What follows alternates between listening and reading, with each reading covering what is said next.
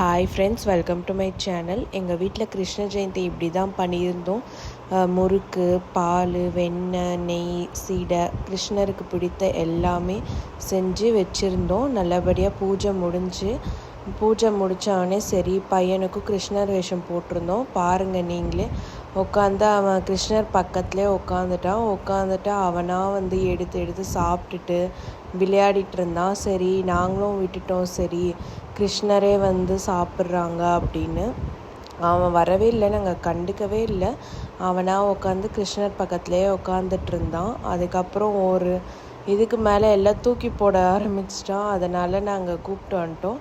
நல்லபடியாக கிருஷ்ண ஜெயந்தி முடிஞ்சு. உங்கள் வீட்லேயும் எப்படி முடிஞ்சுன்னு கமெண்ட் பண்ணுங்கள்.